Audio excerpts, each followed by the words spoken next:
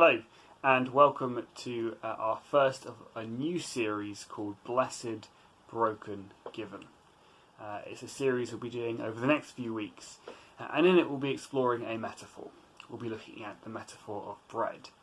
And we'll be thinking about how just as Jesus blesses bread, as he breaks bread and gives bread, so we are blessed people, we are broken people, and we are people who are given by Jesus to this world. But today we're just going to be looking at bread. We're going to be introducing ourselves to the topic by thinking about how bread is used in the Bible and what it represents. And we're going to be looking at the famous story of the feeding of the 5,000. You can find it in your Bibles at Luke 9 verses 10 to 17. I'm going to be reading from the NLT translation, which should appear in front of you on your screens.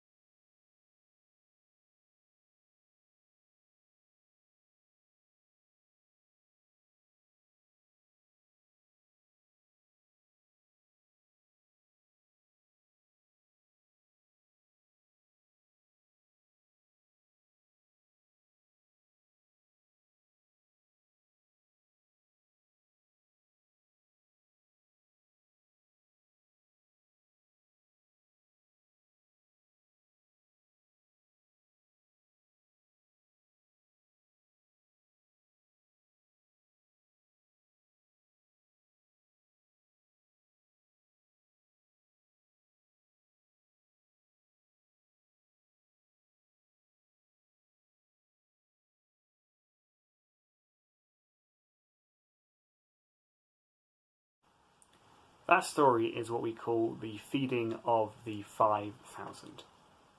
But it's not actually the only miraculous feeding that we see in the Bible. If you were to go all the way back to the 1440s BC or 1215 BCs, depending on who you ask, bread plays a massive role in the history of the people of God. You have ancient Israel, who at this point in time are in servitude in Egypt. They are slaves in the land of Egypt. They are oppressed and they are facing huge hardship. But fortunately, they have somebody looking out for them. They have God. In Exodus 2:23, it says, "Years passed, and the king of Egypt died, but the Israelites continued to groan under their burden of slavery. They cried out for help, and their cry rose up to God. God heard their groaning and remembered his covenant promises to Abraham, Isaac, and Jacob. He looked down on the people of Israel and knew it was time to act." What you have here is a people who are in trouble. They are oppressed by a foreign nation, the nation of Egypt. But they are a people that God hears. He has heard them groaning and he knew it was time to act. God, in his mercy, rescued them. Through some mind-bending acts of power, he crippled Egypt. And you know what? The Egyptians didn't just let the Israelites go. They gave them money and they told them to get out. And the Israelites left. They went into the wilderness and they went in triumph. They were a triumphant people. But they also walked straight into a problem. Because you see, the wilderness is not a very easy place to live. It is the wilderness. Water, food, shelter, those are all things that are pretty thin on the ground. And there were plenty of mouths to feed. In the book of Numbers, we read that there were 603,550 fighting age men amongst the group that left. That means that if you include the older people, the younger people, and the women, that there are probably around about 2 million people involved in this trip. That's 2 million men, women, and children walking through the desert.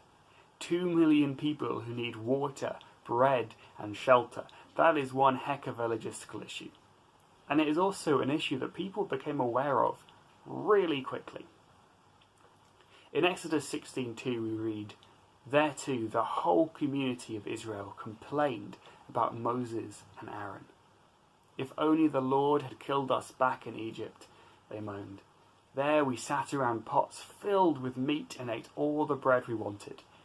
But now you have brought us into this wilderness to starve us to death." Moses has a mutiny on his hand. The people want to go back. They think they've been taken out into the wilderness in order to be killed. Here is what happened next.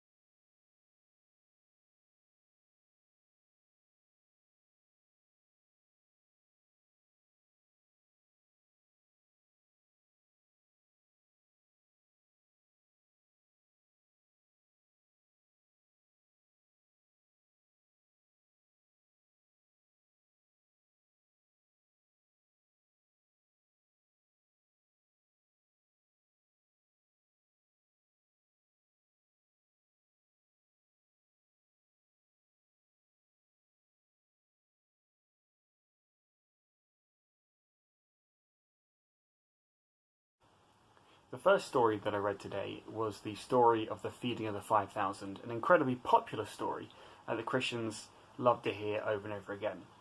When we read about it and when we think about it, we think of Jesus as a powerful miracle worker, a powerful person who can take loaves, who can take fish, and he can use a very small amount of food to feed 5,000 people.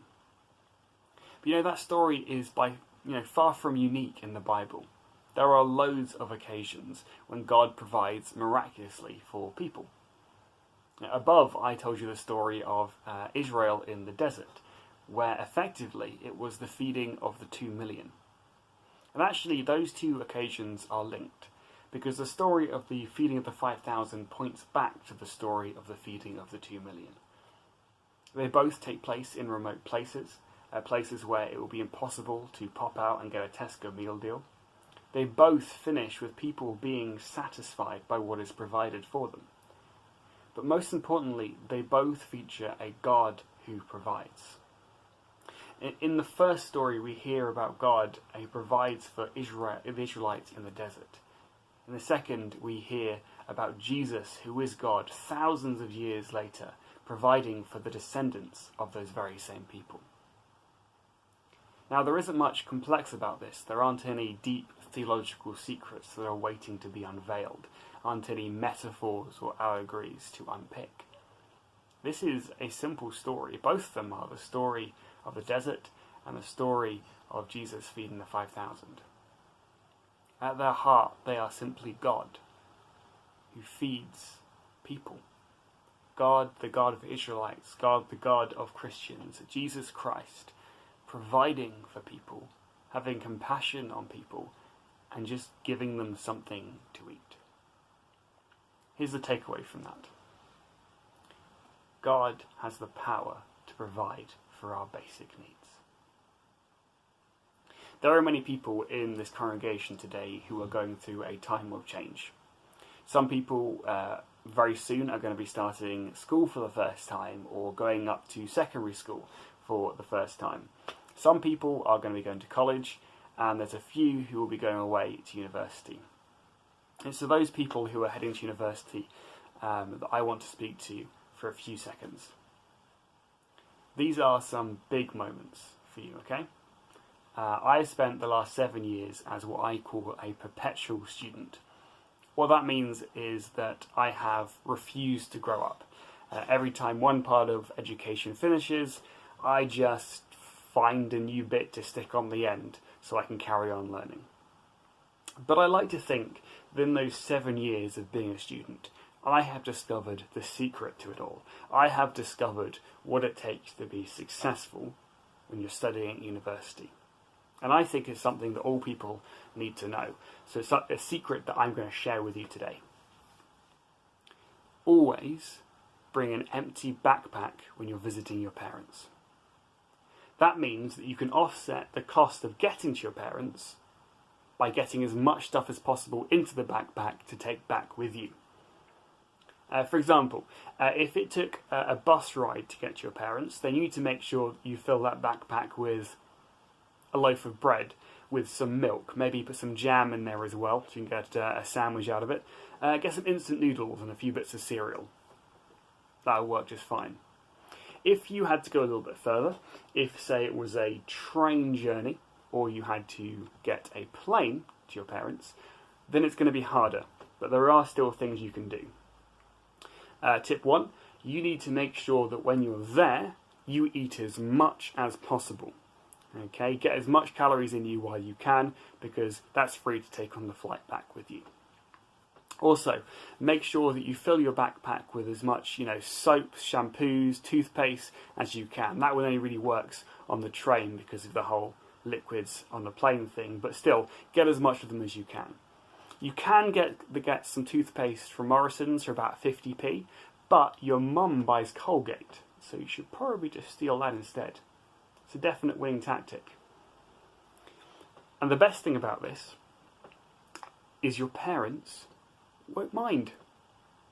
See, from the moment you leave their house, very, very soon, they will be worrying about you. They will be having nightmares of you selling your kidneys in order to buy a single loaf of mouldy bread. It will be hard to stop them giving you stuff. My mum, right, she got married to James a few years back, and James brought with him to her house a nuclear bunker's worth of tin soup. He had loads of the stuff. She gave it all away. She gave it away to the four of us kids. A lot of it she gave to me. And it was great. It fed me for months. You see, parents express their love for their children by providing for them. Parents provide for kids. The Bible paints a picture of God as a God who is able to provide for us, and a God who does provide for us.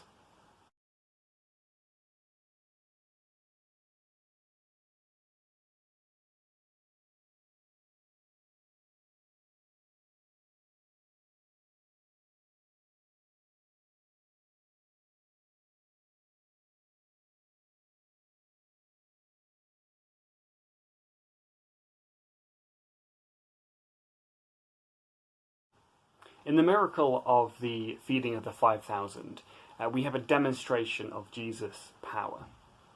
But we also have him using that power to meet the basic needs of the people around us. This fits into a greater theme that runs through the Bible, and that theme is God as a great provider. But you know something? It's not just food that Jesus provides. After all, it was Jesus, when he was in the desert, that said, "Man shall not live by bread alone, but by every word that comes from the mouth of God." The fact is that God provides far more than just food. This is hinted at in the text that we read. In verse 16 of the feeding of the 5,000, it says, "And taking the 5 loaves and 2 fish, he looked up to heaven and said a blessing over them. Then he broke the loaves and gave them to the disciples to eat before the crowd." This mirrors Luke 22:19. "And he took bread, and when he had given thanks, he broke it and gave it to them, saying, 'This is my body, which is given for you. Do this in remembrance of me.'" In the feeding of the 5,000, the bread is just that. It is bread, multiplied loads of times so that people can eat. But it is also something that points in a little way towards the Lord's Supper. This was the meal that Jesus had with his disciples on the night before he was killed. At that meal, he pointed to the bread, and he told them that the bread represented his body, which was soon to be torn apart. He pointed at the wine and he said that this wine represented his blood, which was soon to be spilt. He gave them the bread and he gave them the wine, showing how he gave them his own life, how he was going to give them his own life. He died on the cross, taking the place that we deserve, taking all the punishments that we have ever earned, so that we might be free. Jesus is God, the great provider. He provides the little things that we need to live: food, clothing, the oxygen around us. He gives us other things as well. He gives us salvation. He gives us a relationship with him. As much as he provides for our physical needs, he also provides for our spiritual ones as well. In the feeding of the 5,000, Jesus, who is God, provides for people who are gathered to listen to him. In doing so, he reminds us that he is the God who provides for the everyday needs of his people. He provides their needs, whether that is physical or whether or not that is spiritual. But what does that actually mean for you and I today? What does God being the great provider actually, mean for us now?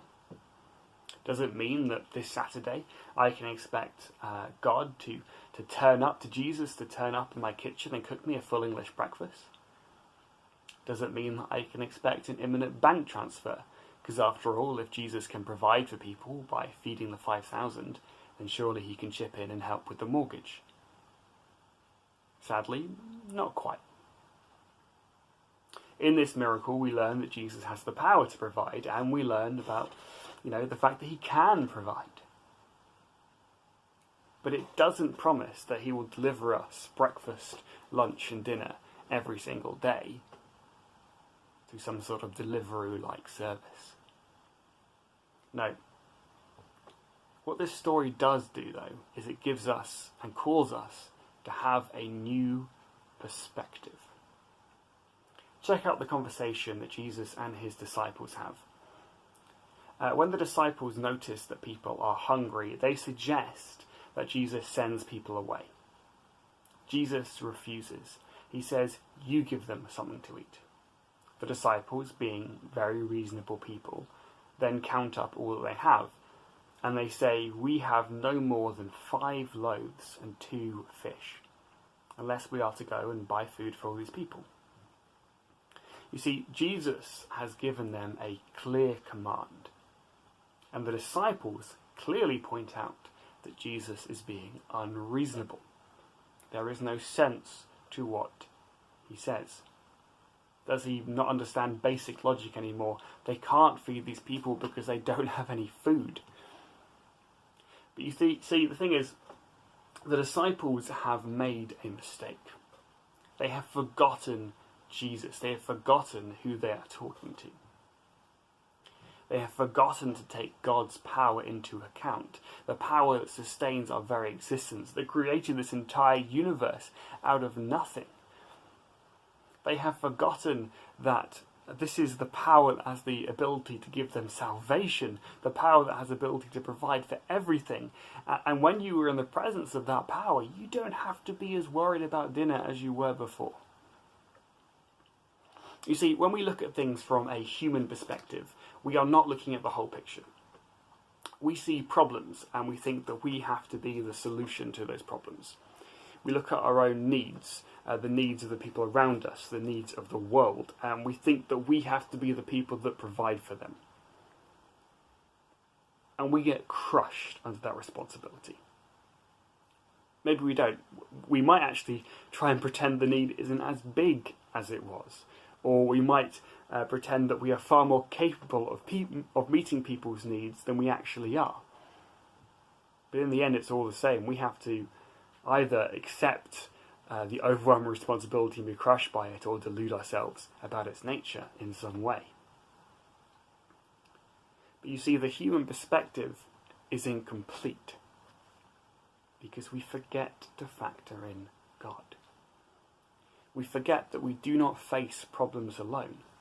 We do not face the problems of the world by ourselves. We do not face the problems of our families by ourselves. We do not face the problems of our lives by ourselves. The needs of the world and our families and our lives are not simply needs that we need to provide for, because we have a great provider by our sides. The God who fed the 5,000, the God who fed the 2 million, that is our God. This should change our perspective on how we live our lives. This should change our perspective on everything. Take money, for example. We no longer have to hoard money if God is our provider. Because if before we trusted money to provide for us, we needed to make sure we had as much as possible. Because our stability, our future, our security is bound up in the money that we have. So we need to grab as much of it as we can and keep hold of it. Money will provide for us. But if money isn't the thing that's providing for us, if God is, then we don't need as much money as we needed before. We can afford to be generous, to give away, to meet the needs of others, because we know that our needs ultimately will be taken care of by God. It doesn't mean be reckless, but it does mean be kind. This should change our perspective on work as well. Often we trust work as the thing that provides for us, the thing that provides us with security, or even the thing that provides our families with food. This can give us an unhealthy relationship with it. For instance, if we had to make difficult ethical decisions at work, if we were pressured into doing something that we felt was wrong, and we felt that work provided for everything for us, then we would feel that we had no choice but to do whatever it is we had to keep our job. We have to keep our job because our job provides for us, so we have to bend the rules, we have to fudge the numbers. We have to do what is wrong. But if our God provides for us, not our employer, then we can afford to stand up for what we believe in. Before I finish, I want to just tie up a few loose ends that might be floating around, a few questions or unfinished points. Firstly, God provides, okay? That is the motto of this talk, the main point, the thing I want you to remember. But he doesn't always use miracles. In what we've looked at today, we've seen God provide miraculously. And I believe God does do that. I believe God has actually done that in my own life with food. But we have a God who invented nature, who came up with creation. So sometimes he will use incredibly ordinary means in order to provide for us. Shouldn't rule out the miracles, but we should also not rule out the boring stuff as well. Secondly, we have to remember that we might be the means by which God provides. Just like the disciples who had to take the bread from Jesus to others, we might be the means by which God delivers the provision that he has to other people. In fact, we might be that provision ourselves. We might be the bread, the thing being provided. That's actually a theme I think we're going to look at later on in the Blessed, Broken and Given series. Finally, you might think that all this is a bit fanciful. You might agree with the argument that God can provide. You might think that it's just a good story. A good story of God who meets the basic needs of people, a consistent theme running through the Bible. That's all very nice. But you know what? When push comes to shove, will God actually provide for you? You might doubt that. After all, there are lots of people in this world who don't have what seems to be their basic needs. There are people in this world who are starving. There are Christians in this world who are starving, who face oppression. This concern is entirely legitimate. And it's actually something we can ask about other areas of Christianity as well. For instance, we believe that Jesus heals, yet every single year we lose people. People suffer People have chronic illnesses and people die. And there is no simple answer. There is certainly not an answer that I'm going to tag on to the end of a sermon like this. It deserves far more than that. But this is what I can say. Firstly, Christians believe that everything we have now is given to us by God. The food that we eat, given to us by God, because it is only by God's will that the food grew, whether or not it be animals or plants. We believe that it's only because God called those things into life and sustained those life that we have them. We believe that our jobs are ultimately gifts given to us by God's sovereignty. And we believe that even this day only exists because God called it into being. And that means that this provision that I'm asking you to rely on is not a hypothetical thing that you might one day need, but is actually something you are already relying on right now. Secondly, Jesus does not promise us that things will be easy in this world. In fact, he promises us that they will be darn hard. But one day, we will be standing by his side in the new creation. Everything will be made perfect. And in that moment, as we talk with him about our lives up until that point, because there will be a lot still to go, all of eternity still to live. As we stand with him, we look back at our lives up until that point, we will be able to say in confidence to him, and I know this is true, wow, Jesus, it didn't look like it at the time, but now I can see that you provided for me for all those years. You never let me down. And I know this because it is you who have brought me to where I am right now, standing by your side.